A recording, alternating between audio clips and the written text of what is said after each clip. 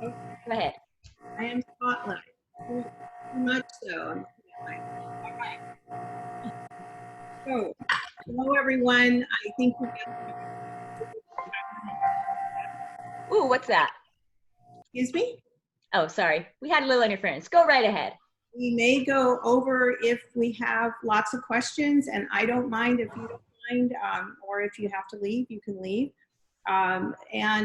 Basically, what I was saying earlier is sourdough bread, as you probably read in the description, is actually a 3-day process, but it doesn't require 3 hands-on, full-on time periods for those 3 days. You do a little intervention each day.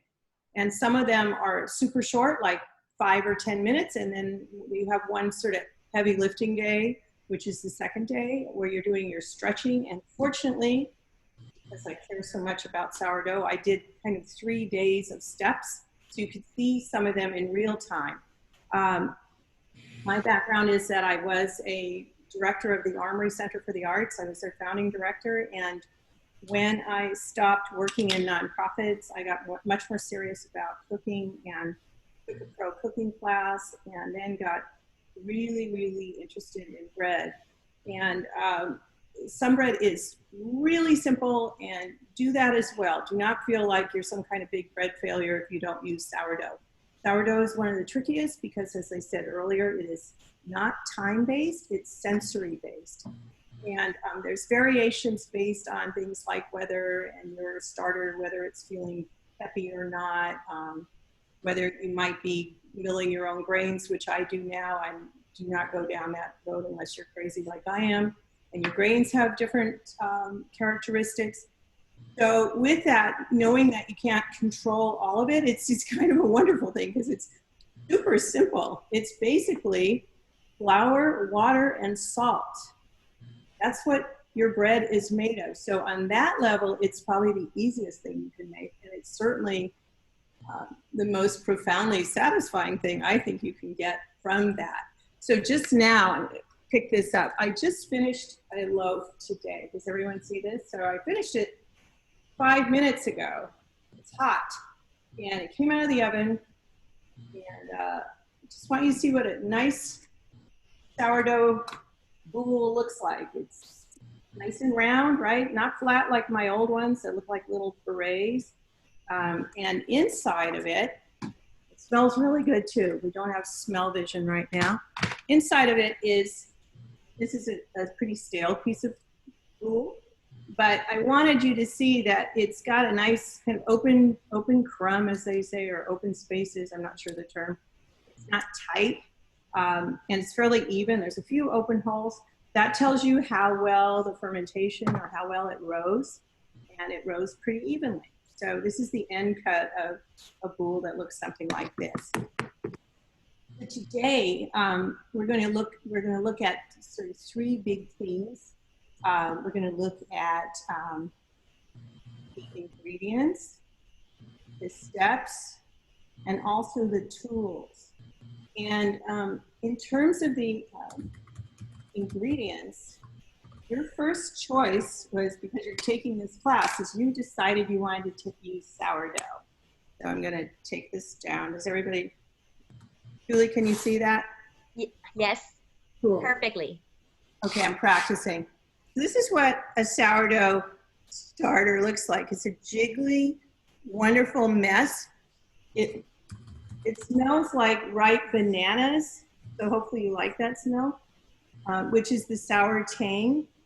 And in a minute, I'm going to show you how you build this starter, which is what I just did last night. So that was your first choice. You chose a natural starter instead of commercial yeast. And starter, just like bread, is made of flour and water, and it picks up the yeast in the environment. And there are how to make your own starter. I'm going to tell you right now, so that nobody walks away from this class without trying. At the end of the class, I'm going to give you my address and the opportunity to pick up some starter that you can build yourself, rather than starting your starter from scratch, which takes a couple of weeks. And don't worry, I'll explain what that means in a minute. That was your first choice. Your second choice of ingredients gets really interesting, even though I said it's flour. Here, let's see if you can see that. Okay, Julie, can you see it? Yes. Okay. So what do I mean by flour? Well, flour is not necessarily just wheat flour. And for those of you who are allergic to wheat, you've probably purchased, or gluten, you've probably purchased bread that's made out of spelt, other ingredients. Well, here's some samples of what I use with my bread. So I use Baker's Craft, which is a hard white bread flour. It's made out of wheat. Hard white is a type of wheat that's harder, actually literally harder, and it's usually grown in the winter. You have different kinds of wheat that's grown summer and winter, and this is already milled, as you can see. It's really beautifully fine. It's organic. I can explain in a minute. This is called Bergman Vintage. This is my very favorite wheat to use in my bread. I actually mill my own flour. So like my husband said, I've turned some kind of weird corner. That's Bergman. This is rye. So if those of you like rye bread, you can mix in some rye. This is barley. Can you see it still? Look how beautiful that color is. So that's another barley. Who knew you could use barley in bread? You can. You just mill it into flour or have someone mill it for you. This is called blue farro, which some of you might have made farro. It's kind of like almost like a rice. It's made in a lot of Italian foods. And this one is another wheat that's called espresso. I'm not sure why, because it's not that dark. But this is just a sampling of probably hundreds of varieties. Each one of them has a different flavor profile. So if you want to get into sort of, I'm going to move this out of the way, sort of like act like a wine connoisseur, once you get into bread baking, you can go very strange and start talking about different flavors of flour and hydration point, which I'll explain in a minute too. We don't want to go too deep down that rabbit hole, but you do have some choices. At the end, towards the end of your bread dough rising or fermentation, you can also add things in. You don't add things like nuts and cranberries and olives, whatever you want to flavor in addition to these wonderful flavors till the very end, because it actually slows down your fermentation. So sourdough is fussy. That's the main thing you should know about it. It takes control of your life, and it tells you when it's ready, and it doesn't like you mixing salt in too early. That will slow fermentation. There's just a few tricks. And I'm going to show you the steps today, making sure okay, this is still fine. I think it's not overproofing. And then we're going to go backwards, and I'm going to show you some of the trickier steps in real time so you can watch it. How's that sound? Is that good? Can you do thumbs up if that makes sense? Okay. If you have questions, and you will, don't worry. This is the first time some of you have done this. Hold them and wait till the end, because I'm not very good at this yet. And if we go back and forth, it'll make us all crazy. So try and just keep track of your questions. Remember too, at the end, you're going to get several emails. You're going to get an email from a blog I wrote on sourdough. I write a blog called The Urban Forager, and I wrote a cookbook called The Urban Forager, Culinary Exploring and Cooking on LA's East Side. But you'll get the blog, and it's a funny little kind of descriptor of sourdough. You'll also get the PowerPoint so that if you don't feel like writing massive quantities of notes of something you're all going to get, you don't have to worry about that. And you'll also get my information or my contact if you do want me to give you some of my sourdough starter. So you don't have to do it all yourself. Also make sense? Okay. Thumbs up? Perfect. Okay, now I'm going to do the big technical thing. Fingers crossed, because we're going to start the PowerPoint so I can walk you through the basics, okay? Whoops, here we go. Aha, I think I got it. All right, first things first. In the evening, whoops, I'm gonna show you this, I'm mad at myself. Okay, in the evening, you're gonna mix some water, a tablespoon of your existing starter, and some flour. And you mix it up and you let it sit all night, okay? And in the morning, instead of something that looks kind of like dead library paste, you're gonna have this lovely, bubbly, lively thing, which at the end of this, we're gonna go back and I'm gonna show you how you do that. And I'm actually gonna show you what it looks like in real time. It's beautiful stuff. It starts out like it doesn't even move, and in the morning it's like bubbling. And that's when you know you've got a starter that's really happy. So the night before the first day of sourdough bread baking is a very simple thing. You just have to remember to do this. I sometimes put notes on my mirror.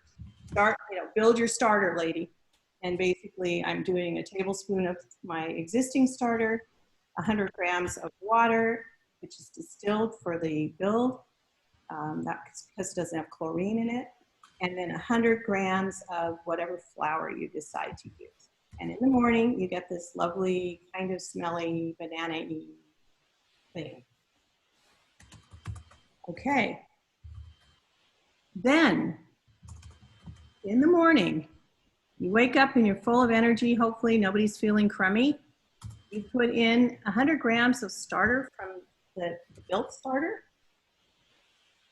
Okay. You put it in a bowl with 400 grams of distilled or filtered water, and you whisk it thoroughly. So you have this nice, kind of very wet thing. And you do that first because you want to make sure that your starter is blended thoroughly in the water. And then you add, in this case, I add 500 grams of flour. And in this version, you already saw that, right? You have a combination of 350 grams of the baker's craft, 100 grams of milled Bergman, and 50 grams of rye. That seems to be my favorite of the breads. And now what you have is kind of a hot mess, right? It's very, very ragged. It has it doesn't have any connection to that beautiful dough that you're gonna see in a minute that's pliable and stretchy and a little bubbly. And that's because the gluten hasn't organized itself, the gluten strands. So then we let it kind of have its little temper tantrum for about 30 minutes.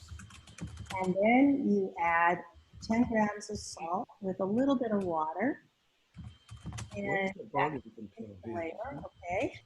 And then you stretch your dough, maybe 4 times. I'm going to show you how you stretch dough, because that's another big exciting, how do you do this? But you can see already it's gone from ragged to kind of pulling itself together. And here we have the dough sitting for another hour, perhaps. And this again builds and organizes the gluten strands that are part of your bread dough. I always wet my hands a bit before stretching it. I have another and I'm going to show you some equipment too, like a bowl scraper, because there's a few pieces of equipment you really need to have, but not much. And you try and get it out whole cloth, and that's me stretching it. And there I am stretching again. Look how different it looks. It's almost ready to go into an overnight proofing in a lovely little basket I'm going to show you in a second. But look at that. Look how different it looks than that first scraggly mess we saw, right? That's probably right before. So then it looks really beautiful. It's got little bubbles. It's pliable, which is just exactly where our dough is right now. So you're going to see it. You give it 10 minutes to pull itself together on your counter, on a nicely floured counter, because you don't want to have a sticky mess there. I have 2 going there. And you kind of then, I don't have this, but I'm going to show you how you stretch and cloak your dough and prepare it for its overnight resting again. The more you ferment or rest your dough, the easier it will be to digest and the better it's going to taste. There's a whole bunch of reasons why this is good for you. People who are gluten intolerant often can eat this bread. I have tried it with people who will experiment. You're going to see me do this today, and it's really a fun thing to watch. Then it's had its overnight nap, and in the morning, you're going to turn on your oven to 550 degrees. And in a minute, I will also show you, you have a Dutch oven in your oven, so it gets nice and hot. And then you turn out your beautiful banneton, which is that basket, and you score your bread. And I like to do this 1, 2, 3, 4 scoring on it. And look at that, it takes the shape of the basket or the banneton. I wrote here that in France and a lot of bakeries, each bakery has their own scoring detail, which I love. And in this case, mine's kind of simplistic, but I like it. So you know that it's from such and such a bakery, and you can do the same. Then put it in the oven, in the Dutch oven, and you bake it first for 30 minutes covered. And there's a reason for that. The reason you have it covered is it creates steam, which then creates a crust afterwards. And it's very much like the very expensive baking ovens of bread bakers, where they actually have a steam spraying into your oven. We're trying to create that with a Dutch oven. After 30 minutes, you then take the top off, bake it for about 15 more minutes.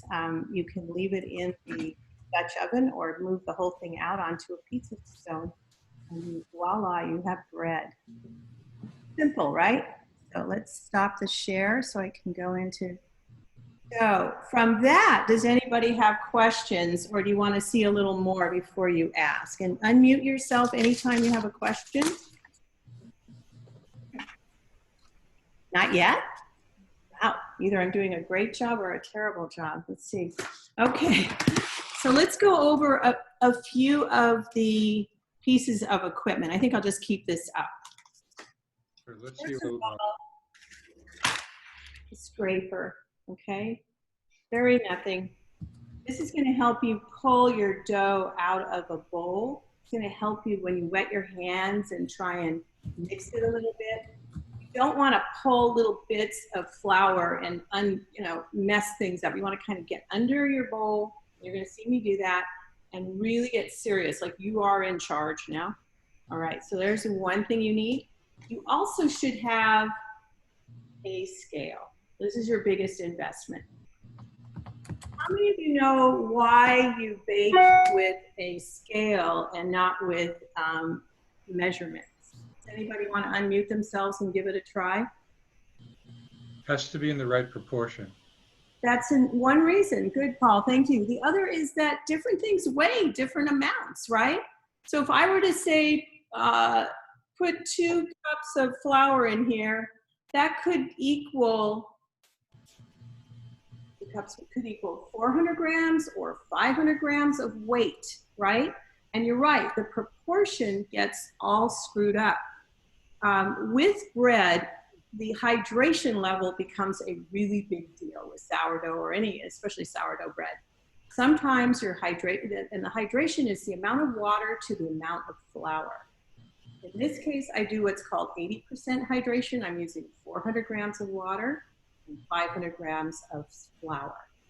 If you don't know, if you just do it by cups, you are going to be way off because flour weighs a different amount depending on the kind of flour you're using. Some of it has more air in it, right?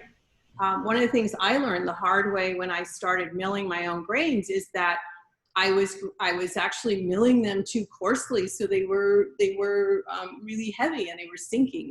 They weren't building very well. So exactly. So you want to always use weight. So that would be a big investment, but scales aren't that much. And get one that goes to 0, that can be taken to 0. So you can mix in a bowl. Nice to have, but not required, especially those of you who are tidy people, is a dough whisk. So that when you are first, after you've done your first build of your sourdough and you're mixing your 400 grams of water in this case and your 500 grams of flour, it's a real hot mess. And mixing it with this first is nice, but it's not required. I always use a whisk when I'm just building my starter. Then, last but not least, let me go get it. Which one is more? The flour? this beautiful thing called a what? Who remembers the name? Banneton. Banneton. Banneton. Isn't it beautiful? It's you can get it on Amazon, or if you want to go to Grist and Toll, if you're not afraid to be out in the world, they have them.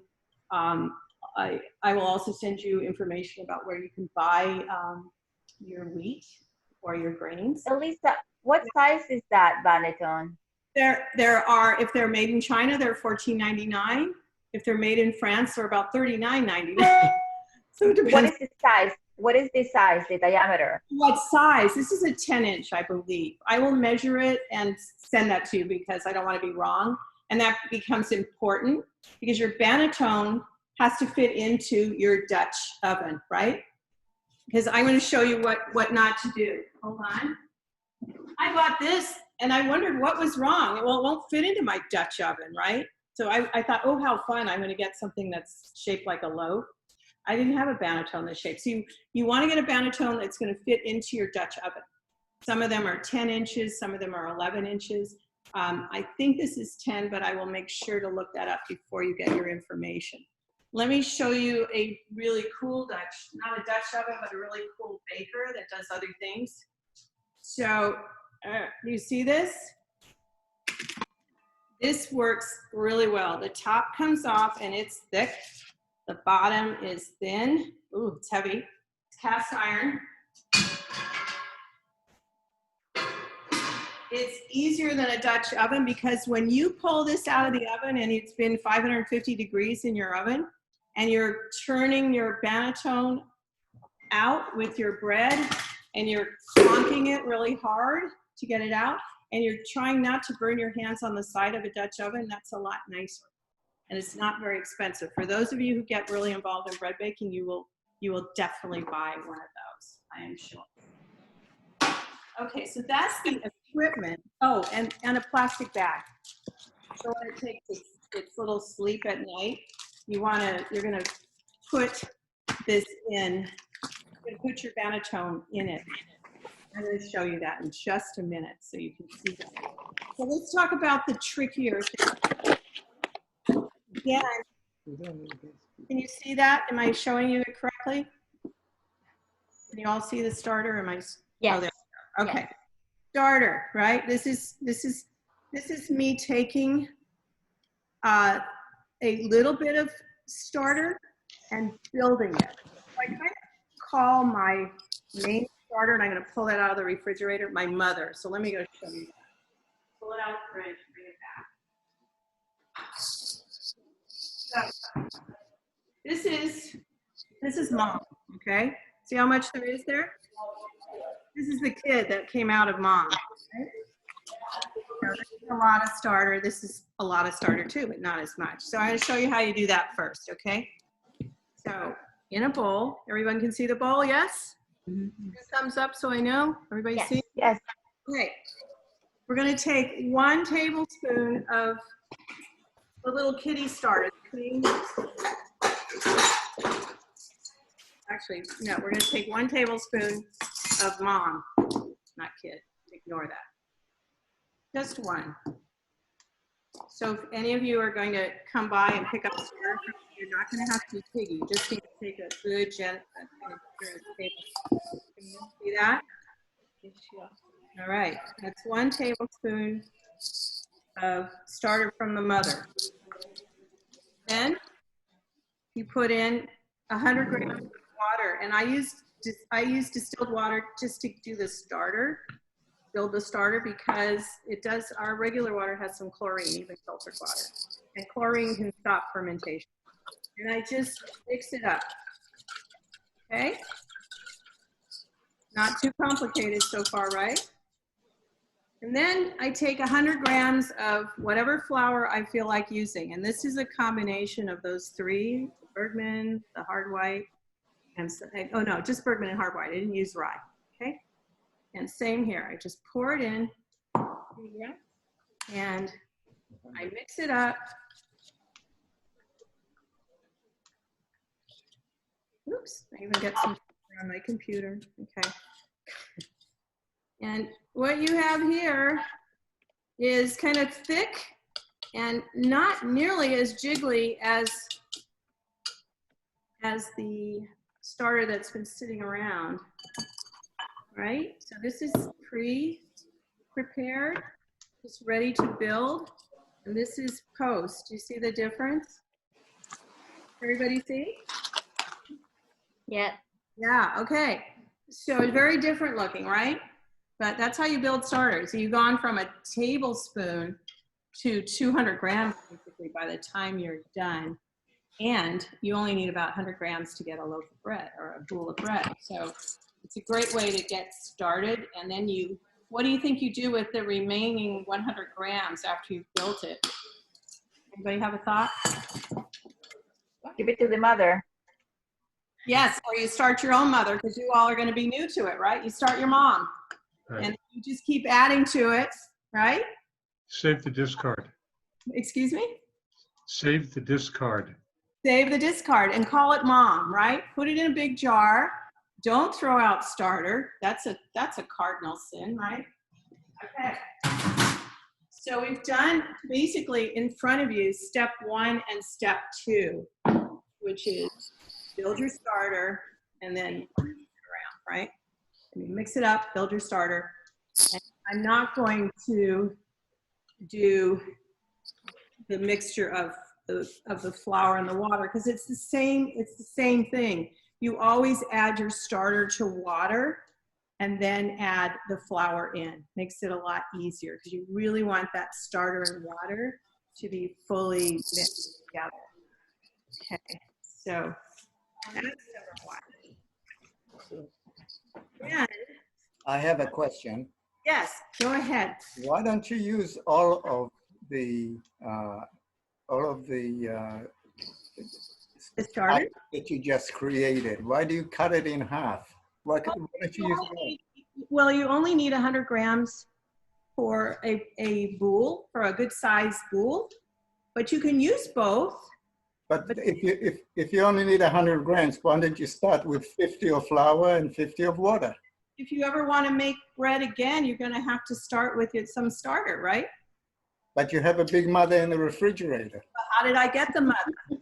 Get my mother by throwing it out? No. Sorry, we started late. No, We no, didn't hear that you were gonna give a starter. Sorry. Oh, okay. We were 15 minutes late. Yeah, but you need to save some if you ever want to bake again, unless you go and find some from someone else. I understand that you have to have some left over in your refrigerator for to use. But when you don't use everything in the refrigerator, you only take a bit out. Why don't you take enough to make what you need without having leftovers? Well, that's also, there's 2 reasons. One is that you don't want to run out of starter, and eventually you would if you only made what you needed. The second is that you have to refresh your starter, which is, so after a while, if you don't add new starter, this stuff kind of just dies. It has no new energy to build itself on. And if you've ever seen anybody, I don't know if you've heard stories about this, but you can have somebody like went on a trip and they came back in 3 months and their starter smelled like acetone and was gray. And that's because there was nothing for it to feed on. So every time you build your starter and add some back, you're refreshing it. So, And if you get too much, which is a common story, it's sort of like when people grow zucchini and they start throwing zucchini right and left. You can give it away or throw some out. You don't have to keep, you don't have to go to 5 gallons of starter in your refrigerator. I make a lot of bread and I sort of keep it at this amount. Sometimes I will use starter to make other things, like English muffins require a lot of starter. I sometimes use my starter for sourdough pancakes, which is delicious. So different reasons, but that was a really good question. You don't, for many reasons, you don't want to give it all away, but you also want to refresh it, okay? So, and in fact, if I bake bread like every week or so, I start worrying that my starter isn't going to be refreshed. And if you don't feel like baking bread, just create a baby from the mother and displace it. Take some of this out and put some of the new stuff in so that it's kind of refreshed. Does that make sense? thank you. Sure. I have a question. Yeah. I don't know if this is too off topic, but what do you think about different types of flour, like self-rising flour? Self-rising flour will not work with sourdough bread. Okay. It's a good question. You want to use the most, your plain flour of various types, but no, do stick with the basics here, because self-rising flour has, I believe it has some yeast in it. And so you're like playing with commercial yeast and sourdough yeast and our sourdough fermentation. So you want to use flour. And again, I will send you some links to great places to buy good flour. And it does make a difference. It tastes a lot better, for one thing. I buy through, now I'm blanking on the name of it, a wonderful place where I actually buy it through LA Bread Bakers, but you can also buy it at Grist and Toll. But your plain old bread flour will work just fine. You also want flour that has a lot of gluten in it, because you want it to be sturdy. Gluten actually creates strength in your baked goods. So like for pastry flour, it doesn't have a lot of gluten because you want it to be more flaky. Bread, you want it to be like a linebacker, okay? You want it to have some strength. So yeah, so don't mess with your flour too much. Do use bread flour. And I mill some of my own because I find the flavor really wonderful. Or if you are interested in getting into sort of other kinds of grains, you can go to Grist and Toll and they'll teach you a lot. Wear your mask, and not many people are there. So yeah, so I want to also show you this is a really fun time. So this is what this bread looks like after about 5 hours, because it's been warm today. Can everybody see it? Is that good? So here it is, beautiful jiggly mess. And I'm not going to do a stretching, but I'm going to lay it out. And I'm going to, maybe I'll do one little stretching, I just don't want it to get too flattened. And then I'm gonna let it sit out like that 10 minutes while we go through some more things, and I will show you how to prepare it for the banneton, okay? This was a lot of timing excitement here. Again, I wasn't sure when this would be done. So let me just wet my scraper and wet my hands, right? And I'm gonna...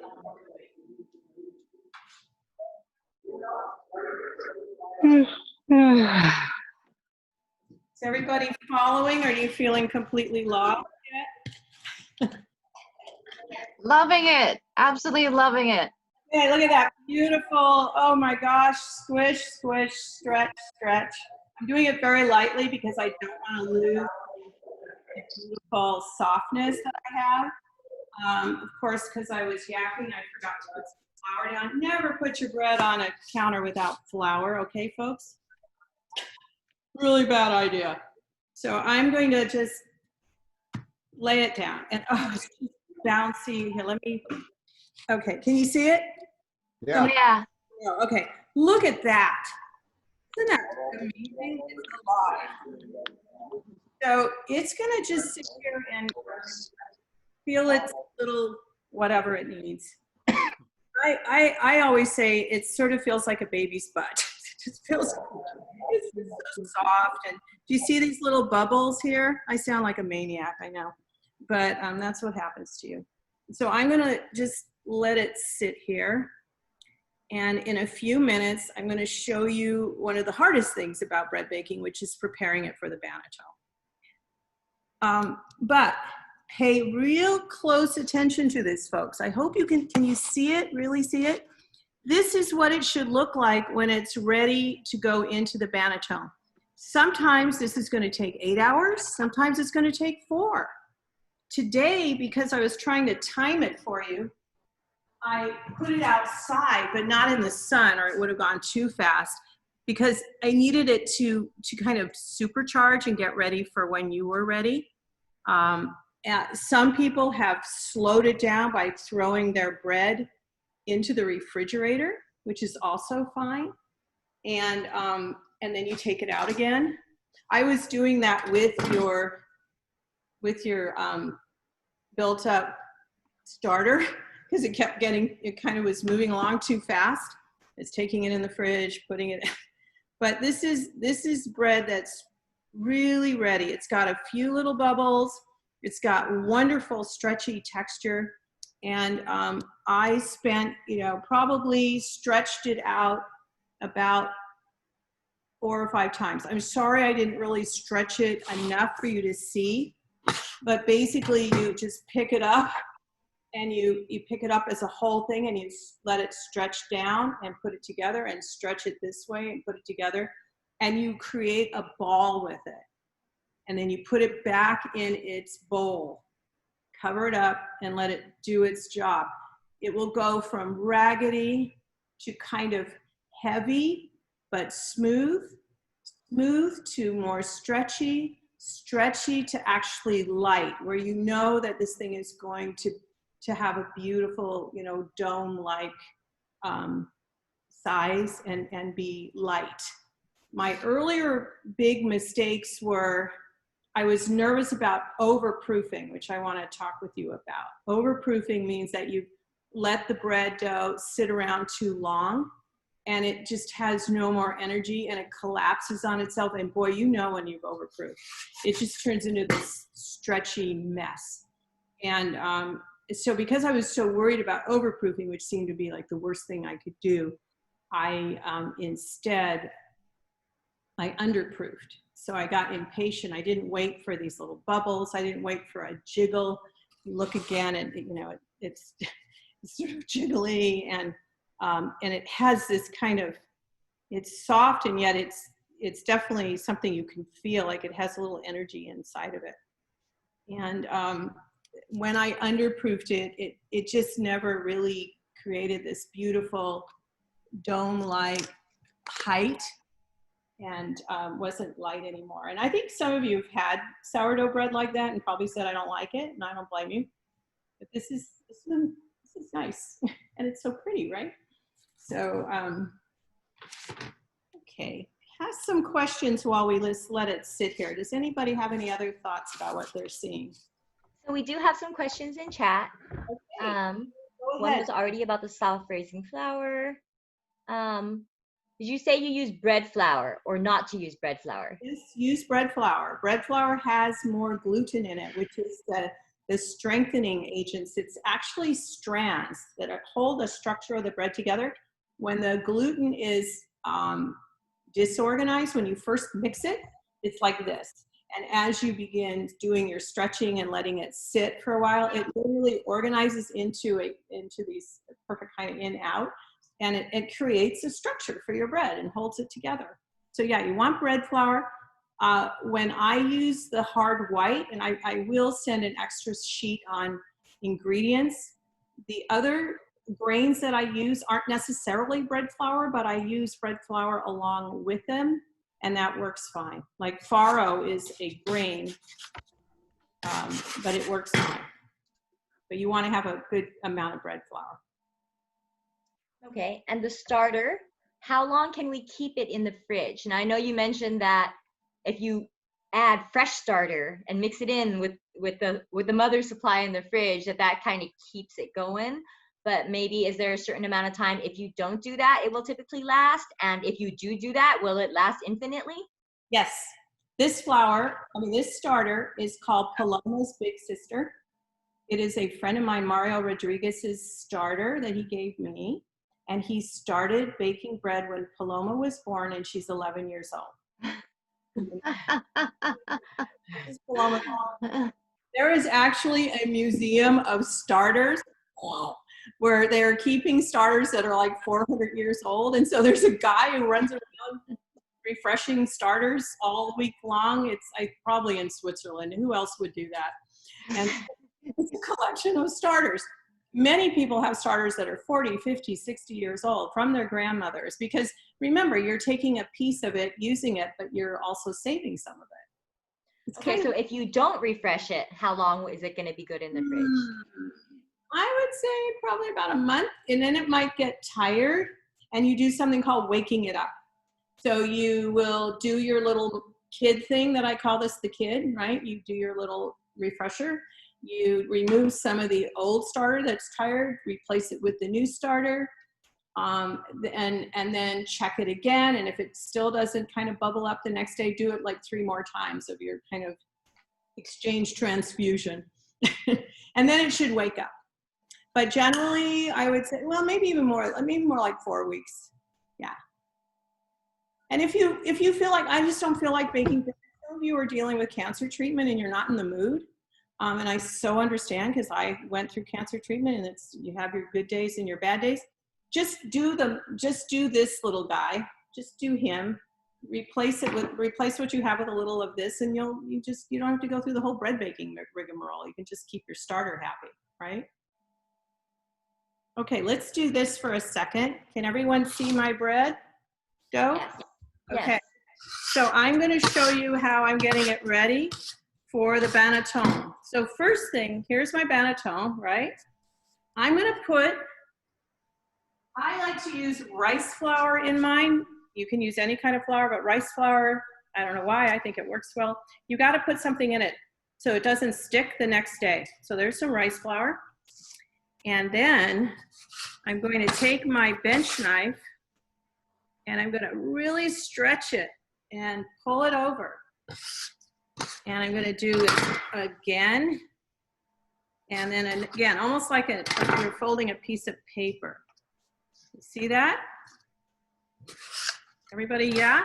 Yes, no? Yes. Yay, okay, so you'll notice it's turning into kind of a ball. And I'm going to put a little more flour on here. And look at that liveliness. I mean, that is, so I learned this from the guy who owns Seed. I actually volunteered there for about 2 months because I really wanted to understand this crazy stuff called sourdough.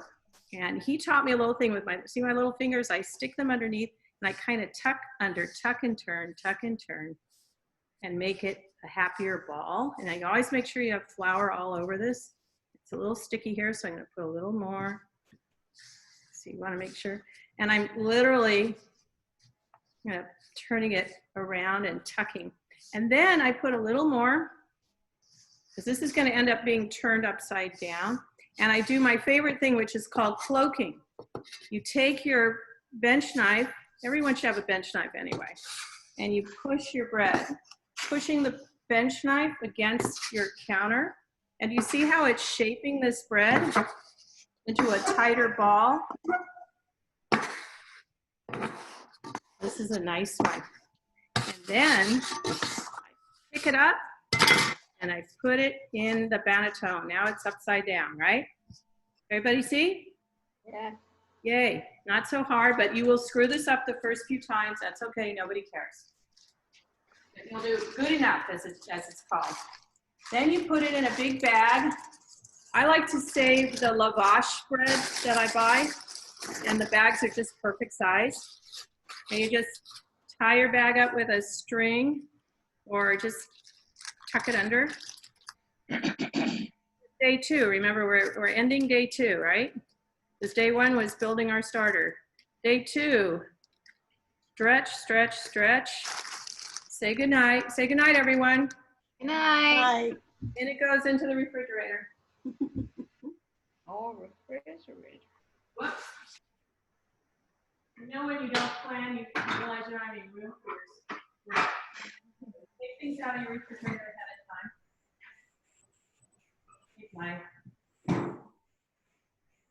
Taking my agua mineral out. Okay. So you just witnessed the hardest thing about the bread is knowing when it's done and knowing how to get it into a banneton correctly.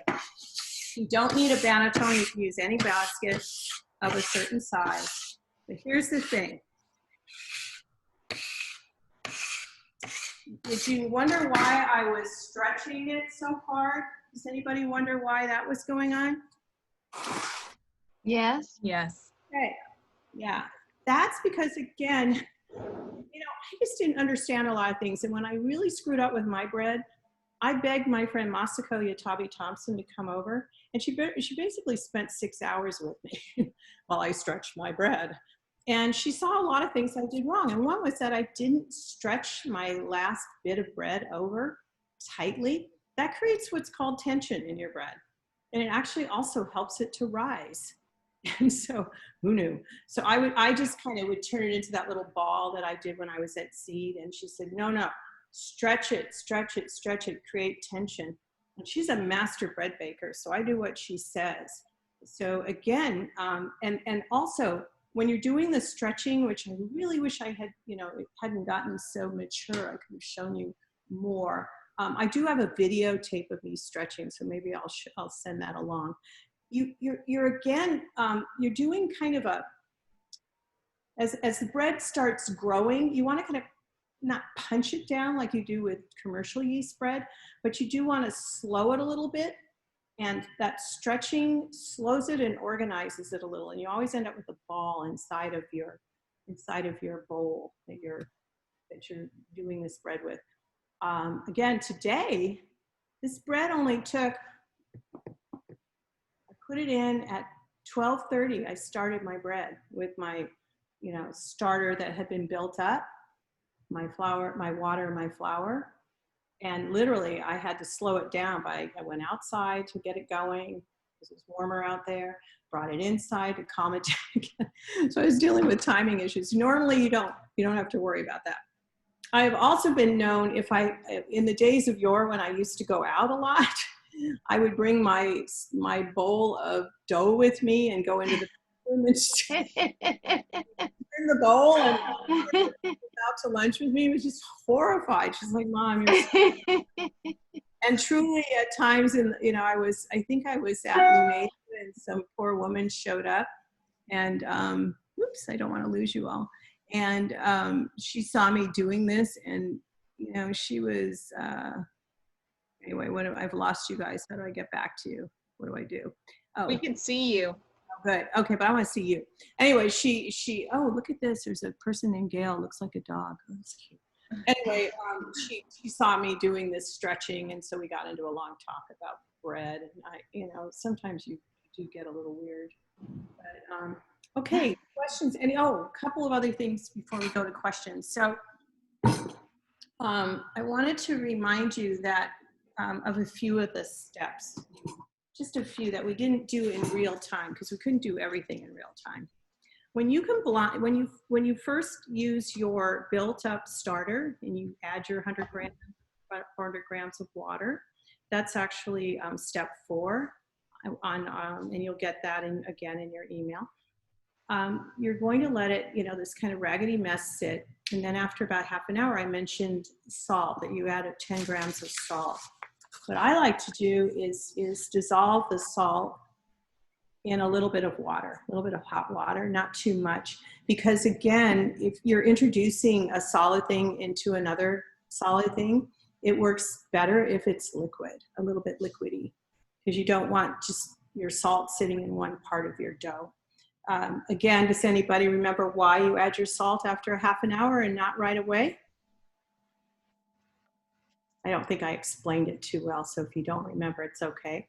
That's again, the salt can retard fermentation. So you want to let it get started without any interruption. So that's called the autolyse, and I don't know why. And a couple of other things. I'm also a jam maker, so every year I make about 100 jars of jam, and I thoroughly recommend thinking about how you want to use your bread when you make it. So one of the best things is toast with jam. And then this is herb butter, right? Anything else, but just think about how you want to use your bread. Okay, questions before we go to some follow-up things that we will do without video going. Yeah, I have a question. Who is that? I'm Aaron Fishman. Hi. Hi. Sometimes when I leave the starter in the refrigerator, I see some liquid forming on top. What are you supposed to do with that liquid? You throw it out, you mix it back in with the starter, or what? Mix it back in, and that's your starter saying, feed me, please. Okay, it means it's getting a little tired. So you might want to do this starter build and then replace a little bit of it with some of the new starter. Okay. Just mix it in. All right. Oh, we're a sourdough baker already. Can you make one without a banneton, like with a loaf-shaped one? Sure. As long as it fits in your Dutch oven, right? Right. So just make sure, don't do what I did, which was I bought the banneton before I compared it to my Dutch oven. So this has been sitting here unused. If anybody has a Dutch oven this size, I'm happy to give it to you. It's very large. I'm never going to use it. So.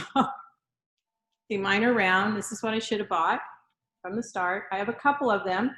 For the person who asked about why don't you use all your starters, sometimes I do 2 boules at once, and then I do use it all up as well. But I do want to make sure that I always have something that I'm replacing with, so I don't run out. I'm going to just do something quick while you're thinking of questions.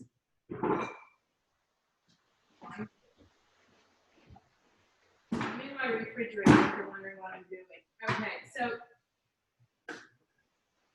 this is the starter I built for anybody in this class who wants it, and I'm going to add this to it, right? So that if you don't want to do 2 weeks of making your own starter, you can just get a tablespoon from me and then build it. So I'm adding this, just like I said you would do. Like this is, let's say, your leftover, right? I realize you can't see a thing, so let me, okay, there we go. So now I'm just adding it, kind of a mess, and I'm gonna mix it in. And that's how, like the man who asked about if you have water at the top, mix it in, just like I'm doing. Maybe add a little new stuff that you've built, just to refresh it. Now we have plenty of starter for anybody in this class who wants some. See? So, see how quickly that happened? Last night I made this starter from 2 tablespoons of my mother starter. That's how much I have already.